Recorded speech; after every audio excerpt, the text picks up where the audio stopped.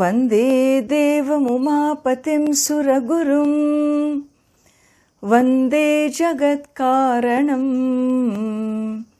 Vande Pannagabhushanam Mrigadharam Vande Pashunam Patim Vande Surya Shashanka Vanhi Nayanam Vande Mukunda Priyam Vande Bhakta Janashrayam Cha Varadam Vande Shivam Shankaram Vande Bhakta Janashrayam Cha Varadam Vande Shivam Shankaram.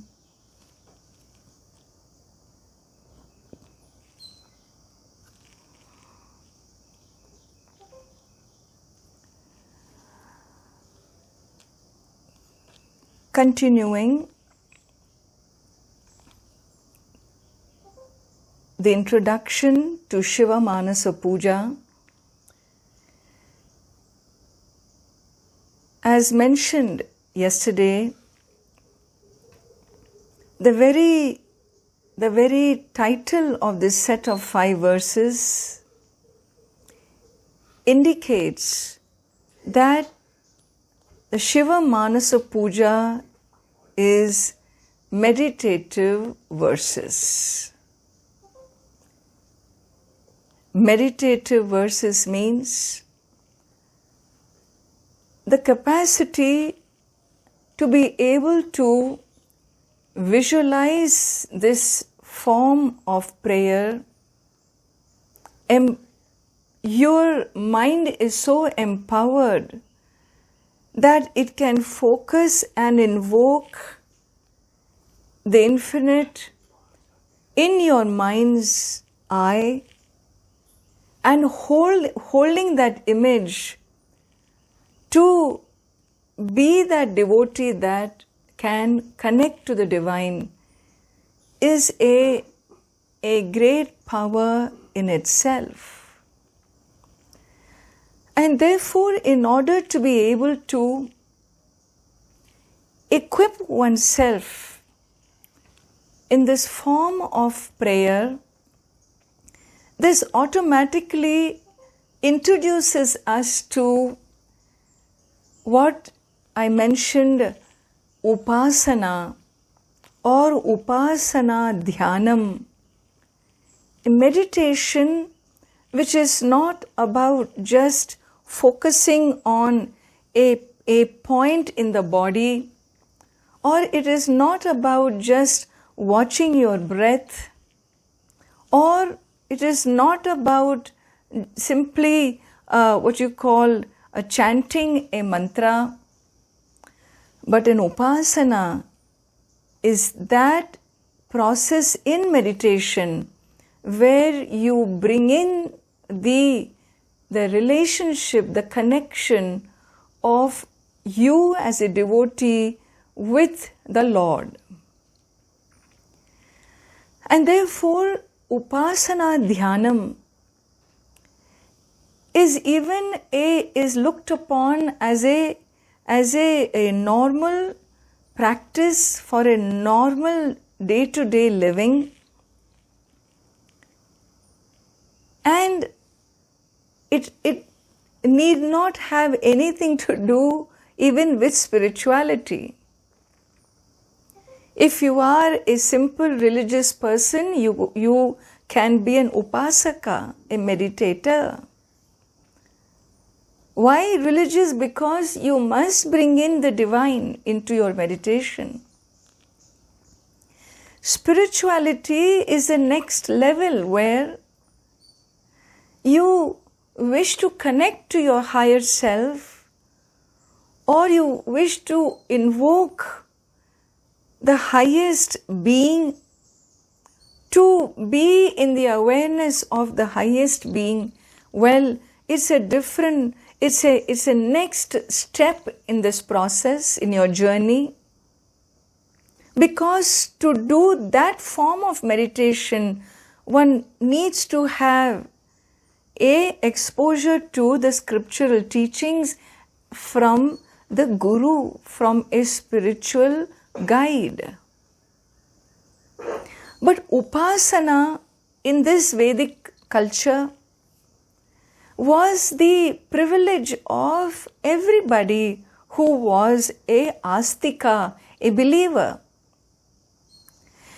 Even if your intentions in a prayer was self-centered, like we have upasanas done for fulfilling your desires.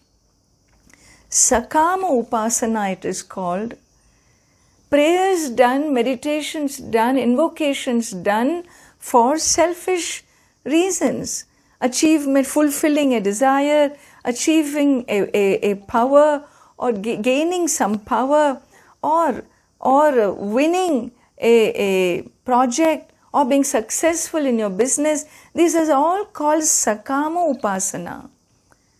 Like Ravana doing prayer to Lord Shiva. For what? Not for moksha, but for achieving power. And like this, we have Sakama upasana and we have Nishkama upasana, and a prayer which is done not for material gains, prayers which are done that offer glorification to the Lord, that share your gratitude to the Divine Being, and those upasanas are called Nishkama upasana. Nishkama means kamam vina, without desire, for a self-centered motive of a gain in the material world. And so these Nishkama upasanas are purificatory. They purify the mind. Well, Shiva manasa puja is a very powerful form of upasana, which belongs to the second category, the Nishkama upasana. And it is a prayer for one's growth, for one's maturity, for one's submission of one's ego, for gratitude, for glorification, and for seeking forgiveness. We will see the process. But before we find ourselves equipped to close our eyes and do this upasana, we need to cross some critical steps of learning in our capacity to be able to sit in a meditative frame. This capacity to sit in a meditative frame involves few important steps. I would like to give you a glimpse into this, and this needs to be also shown to you in terms of the actual steps of the process, because only then, when you actually learn the verses and connect to the verses and invoke, the invocations will be real for you, will be actualized for you. And therefore, taking support in the 6th chapter of the Bhagavad Gita,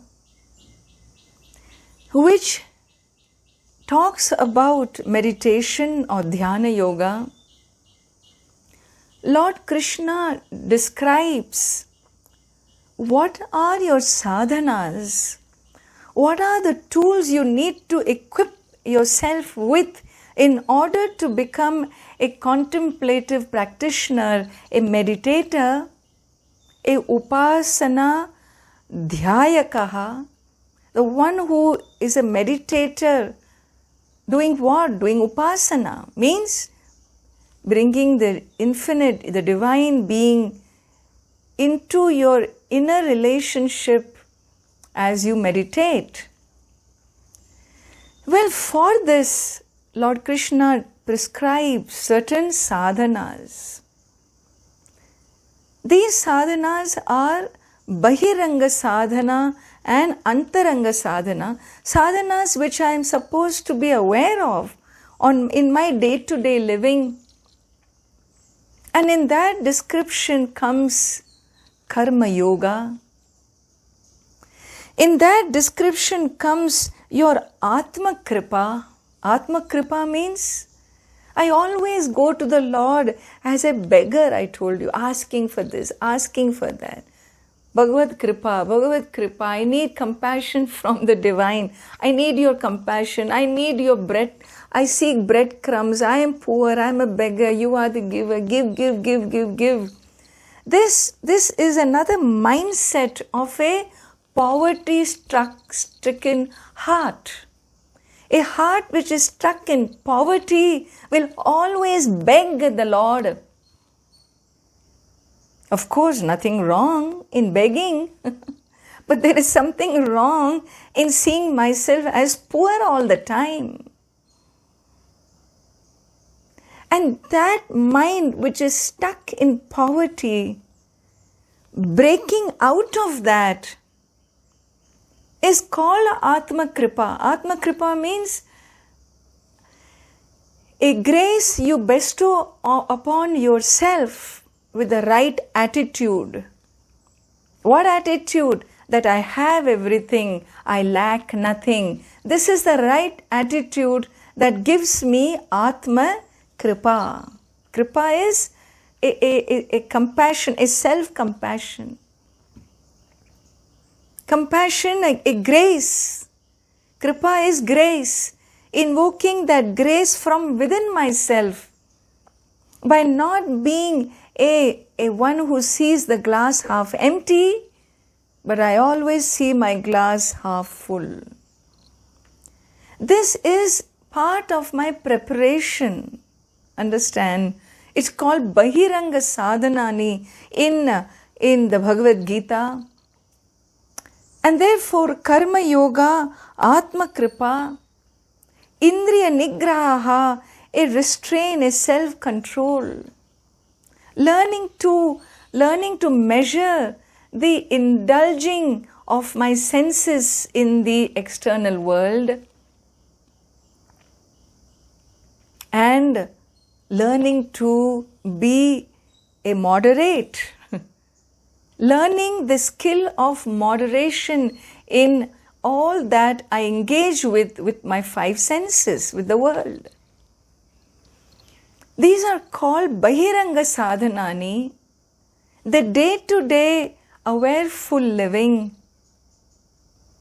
And if I am attuned to this, then half my battle is won. My mind becomes more calm because my thinking does not stimulate aggression. This in itself brings me to a calmer space. And with that Bahiranga Sadhanani, when I do the Antaranga Sadhana or the inner preparation, what is the inner preparation? Well, the inner preparation is before your practice of meditation.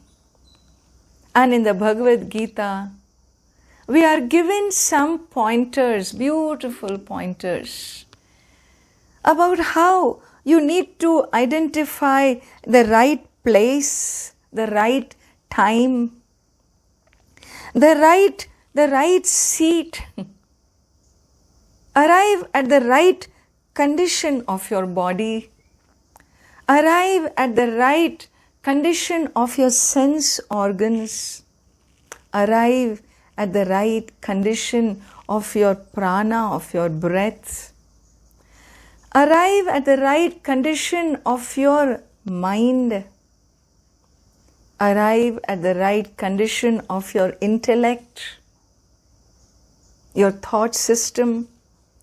Thus, arriving at the right condition in each level is a process. And so the Gita elaborates, beginning from the right place, the right time, the right asana, the right seat, the right body posture, the right, prana, breath, the right positioning of your senses, the right positioning of your mind, the right positioning of your intellect. This process, if I can go stepwise and train myself well, I am ready for Shiva manasa puja. I am ready for meditation. Because meditation is 3 steps called dharana, dhyana, samadhi. And so for dharana, the capacity to go inside your mind and be able to consciously create a thought and hold it while you engage with that image, is a dharana shakti that simply does not just come by closing one's eyes. It requires preparation. And so this has been the whole world of yoga today is such a, they say it is the fastest growing religion on our planet. And rightly so, because yoga is that journey that takes you in a simple manner. It gives you steps, it gives you guidelines on how to move forward into arriving at the meditative space within. And so what you see in the scriptures has been drawn, this philosophy, this understanding is drawn from the scriptures. And then we find it in the Yoga Sutras. And those practices are called yama, niyama, asana, pranayama, pratyahara, dharana, dhyana, samadhi. And so we have yama and niyamas. I am not going into yama niyamas here. My idea is the yama and the niyamas, the system, the particular way of living, engaging with the world, are called yamas. Niyamas are that particular framework in which how I live with my own inner cleanliness and so on, attitudes, is called niyama. And therefore niyamas are more personal, while yamas are more social in nature. And so yama and niyamas make up the bahiranga sadhanani of the Bhagavad Gita. And more is said in the Gita, of course. The next step is asana. Asanam is that beautiful posture, taking a posture that supports you to step away from the physical, the awareness of the physical body. A posture that supports, that falls in alignment with the gravity of the earth.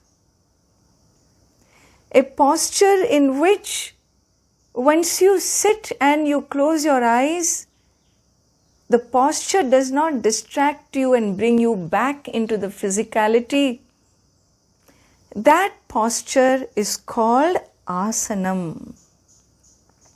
Sukham, sthiram, asanam is what the Yoga Sutras say. It's not so simple. Sukham and sthiram, a comfortable and a stable posture. English translation is simple, but that process of being comfortable and being stable and in your comfort and stability, alignment, your major structural alignment being such that you align with the gravitational pull of the earth, so that your body can remain in that posture for hours together without pulling your mind back to the physical aches and pains. That is called the right asanam. And so yama niyama asanam, and in this asanam the pelvis needs to be elevated higher than the knees. It's very hard for me to show all this here. And not only that, the upper body must remain effortless while sitting there in that condition of balance with the lower portion. That balance, if not, you will find yourself swaying side by side to side or front to back in your meditations once you relax. And therefore, asanam is a very, very important process. And then we have pranayama, the condition of the breath. When the posture is well aligned, the breathing also loses its shallow nature. I am able to go into deep breathing, deep diaphragmatic breathing. The posture must support deep diaphragmatic breathing, such that there is no blockages, pranic blockages. And therefore, the right condition of breath we need to arrive at. Not only the right condition of breath, the next one, all the more important, is called Pratyahara. Pratyahara is restraining or withdrawing the senses from the sense objects, bringing the senses to remain where it belongs without getting drawn or attached to the external. And this process of restraint from the sense organs, this process of restraint from the physical body, from the muscles, from the muscular tensions. You know when you are annoyed or when you are angry, how much we trigger from within us. The tightening of the muscles happen, the BP goes up, the stress level changes, certain secretions take place, and palpitation, sweating, so much responses comes out of a wrong thinking, or a thinking that is disturbing, is it not? It shows up in its physical form. And so what is Pratyahara? Pratyahara is that beautiful process, a very, very important process before you enter dharana, in which you withdraw and withdraw. Slowly you withdraw the senses from its sense objects, such that there is no special message coming to the mind. The mind must not get pulled into different messages. Where the sounds heard, the mind runs to the external sounds heard. Or the mind runs to some touch. Or mind runs to some memory recall. Or the mind running towards some relationships. All relationships are suspended in Pratyahara.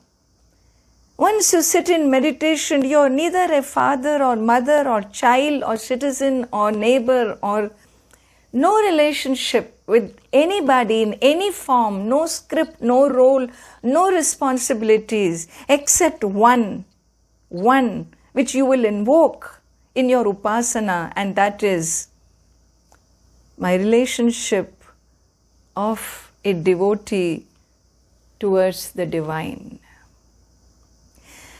And therefore, to bring my mind, my disposition to that one relationship, I need to empty the mind out of all these various engaging factors, the sense organs that engage me with the external, the body sensations that engage me with the external, the prana, the breath also that engages me with the external, the memories of my relationships and my misgivings with the world that engages me with the external. All this we carry within us. All these memories are locked in our bodies, in our cells, in our heart, in our soul, in our minds. Well, pulling back from them all, step by step, is called Pratyahara. Or people call it relaxation. Relaxation.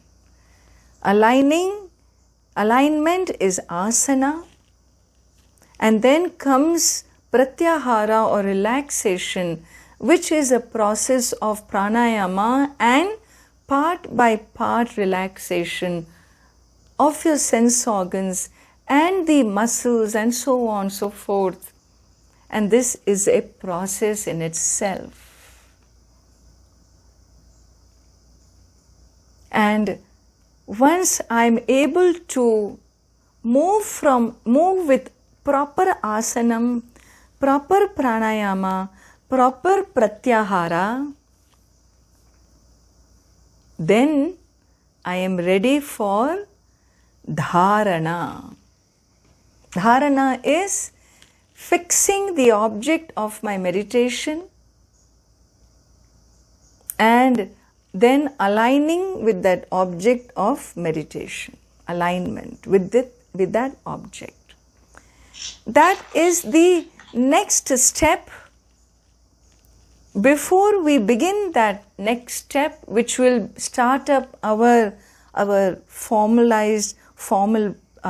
series of prayers here, I'm very, very happy to offer you one session of asana, pranayama and pratyahara. An actual demonstrative session of asana, pranayama and pratyahara, and it would be a wonderful learning, a systematic, simple framework. If these steps with your yama niyama practices, of course, with the right attitudes, the bahiranga sadhanani, if we can move into this 3 preceding steps together, then we are ready for the next step called dharana. I will close my session here, and I have thought through how best I can make this possible for you. For some of you may have never meditated before. Some of you may have never entered into the yoga zone. Well, some of you may be practitioners also. It doesn't matter. If you are already a practitioner, you can join us in the practice. If you have never entered into meditations ever before, then I would say tomorrow's class is a very important class for all of us. in which I would request all of you to bring your asana, a seat, maybe your yoga mat on which you roll up a blanket, and you can sit with a little elevation as would be taught to you, demonstrated to you properly tomorrow. I have requested my student, who has been with me for a decade now, and herself a very dedicated yoga practitioner for more than 2 decades. Her name is Helga from Germany, who is one of my members of my trust, the Purna Vidya European Trust. She is a founding member, and I have requested her as a good practitioner, a contemplative practitioner. I have requested her to help me in guiding the whole group, our sessions that we are having, to conduct a full session of 30 to 45 minutes tomorrow, in which all of us will together with her learn what is correct asanam, what is correct pranayama, a pranayama technique will be taught to you, and what is pratyahara. The pratyahara will be a process you will be guided through. This session will be a 30-minute session tomorrow, and we will close it. And if you have any questions, you can ask. I will also be in that session. And I have requested Helga to help me with this, and she has gladly consented, and I would like to see all of you coming equipped. Keep your computers on or phones, but make sure it is positioned such that you can watch her guiding you and become part of, it's like a regular class of yoga where she guides you and you follow her. And in this manner, I will also be in this session. We will go through this initial steps of antaranga sadhanas. Bahiranga sadhanas we have covered, yama niyama, the external sadhanas, but the internal sadhanas, just preparations before you undertake the upasana or Shiva manasa puja. Those steps we will fine-tune in our session tomorrow. Om Purnamadav Purnamidam Purnat Purnamudachyate Purnasya Purnamadaya Purnameva Vashishyate. Om Shanti Shanti Shanti. Harihi Om. Shri Gurubhyo Namaha. Harihi Om.